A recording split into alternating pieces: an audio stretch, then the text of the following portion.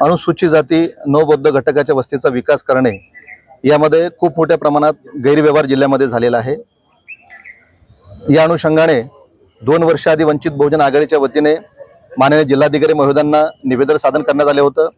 या ठिकाणी त्या निवेदनाची दखल न घेतल्यामुळे संघटनेने आंदोलनाचा पवित्रा घेऊन त्या ठिकाणी उपोषण केलेलं आहे आणि उपोषणाच्या अनुषंगाने स्थानिक प्रशासनाने 2 मागण्यावर आमचं उपोषण आम्ही त्यावेळेस त्या कालखंडात आम्ही मागे घेतलं होतं।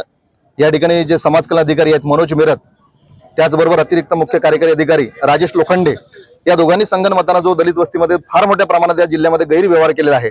कमिशनपोटी या ठिकाणी अनेक नियम बृहत आराखडा असेल किंवा दलित वस्तीचा विकास करण्याच्या अनुषंगाने शासनाचा जो हेतू आहे हा हेतू सुद्धा यांनी फासण्याचं काम करून या ठिकाणी अनेक ठिकाणी सवर्ण वस्ती त्यांनी काम केलेलं आहे। ज्या ठिकाणी वाढीव दलित वस्त्या नसताना पण निधी त्या ठिकाणी खर्च करण्याकरता यांनी काही ठिकाणी अनेक ठिकाणी वाढीव दलित वस्त्या दाखवून अशा प्रकारचा यांनी खूप मोठा गैरव्यवहार या ठिकाणी केलेला आहे।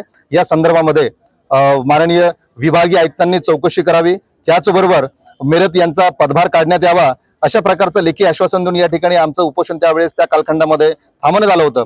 आज 2 वर्ष झाले सातत्याने या ठिकाणी तक्रार करता या नात्याने मी समाज कल्याण आयुक्त पुणे यांना भेटलो, त्याचबरोबर उपायुक्त प्रादेशिक अमरावती यांना सुद्धा आम्ही भेटलो। यांना सगळी हकीकत सांगितली की गेल्या 8-10 वर्षामध्ये बुलढाणा जिल्ह्यामध्ये जिल्हा परिषद अंतर्गत राजेश लोखंडे असतील किंवा मनोज मिरत असतील या लोकांनी खूप मोठ्या प्रमाणात भ्रष्टाचार केलेला आहे। या ठिकाणी प्रशासन का कारवाई करत आहे किंवा यांना पाठीशी का घालत आहे म्हणून या ठिकाणी प्रादेशिक आयुक्तांनी आम्हाला सांगितलं की या प्रकरणामध्ये आम्ही कमिटी इन्फॉर्म केलेली आहे। ती कमिटी 2022 मध्ये इन्फॉर्म केली, ज्यामध्ये समाज कल्याण आयुक्त पुणे या कार्यालयाचे उपायुक्त म्हणून ते कमिटीचे अध्यक्ष आणि इतर लोक त्याच्यामध्ये सदस्य आहे। पण खेदाची आणि दुःखाची बाब आहे की गेल्या 2 वर्षापासून मनोज मिरत यांच्या संदर्भात कुठल्याही प्रकारची चौकशी अद्यापर्यंत झालेली नाही आहे। म्हणून या ठिकाणी वंचित बहुजन आघाडी ही भूमिका आता एक तीव्र स्वरूपाची भूमिका अशी घेतलेली आहे।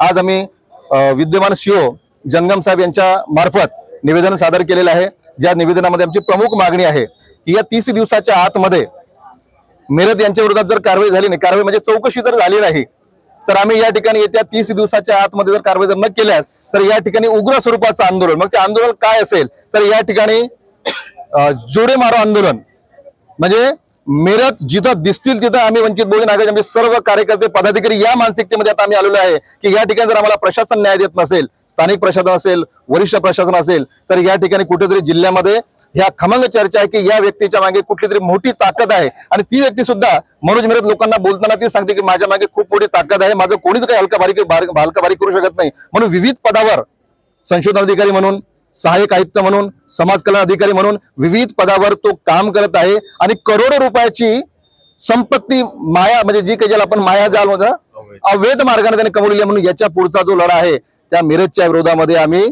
ईडीकडे सुद्धा तक्रार करणार आहे। त्या मेरतच्या विरोधामध्ये आम्ही आर्थिक गुन्हे शाखेकडे सुद्धा आम्ही तक्रार करणार आहे। त्या मेरतच्या विरोधामध्ये आम्ही इन्कम टॅक्स ऑफिस यांच्याकडे सुद्धा आम्ही तक्रार करणार आहे। आणि एवढंच काय, जर स्थानिक प्रशासनाने आमची दखल घेतली नाही तर आम्ही पुढचा लढा हा न्यायालयीन लढा सुद्धा आम्ही लढणार आहे। एवढं आजच्या प्रसंगी सांगतो।